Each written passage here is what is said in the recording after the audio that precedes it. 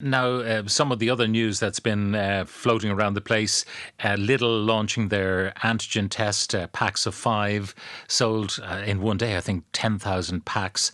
And then we've Tony Holohan disparaging that process. What did you make of that? Yeah, well, it's a tricky one, that, Pat, because what you don't want is people just buying tests and doing them and thinking they're bulletproof. You see, that's one slight concern. You can see where he was coming from. And that's how he articulated it.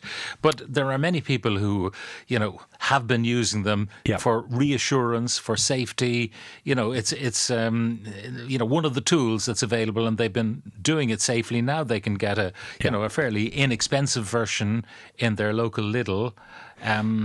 What was surprising was that he said if there was a wedding and you might miss half of them, but still you've cut half of them, haven't you? So you've decreased the risk of that wedding by 50%, which has to be a good thing. And I suspect it's higher. I'm not sure what the exact percent is on that kit, by the way, but there's a risk of the person doing the thing wrong in a way, which might be in the back of his mind too.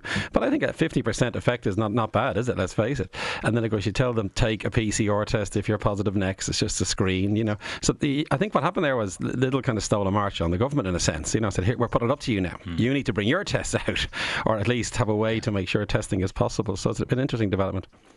Yeah, because we had an emailer, I think, last week on the programme saying where you have a vacuum, someone's going to fill it. Yeah, exactly. And the government have been dilly-dallying about antigen testing. I think only 300 antigen tests used in hospitals since the beginning. Yeah. And they've had millions available to them from the EU, and other suppliers have been offering them. They haven't used them.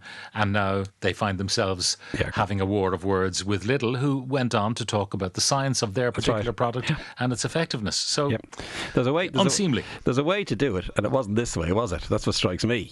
So in other words, it could have been done much more effectively, and let Lidl sell their kits. It's great, but the HSE should have issued guidelines and organised this better. Would be my view. And as you say, Lidl have filled that gap.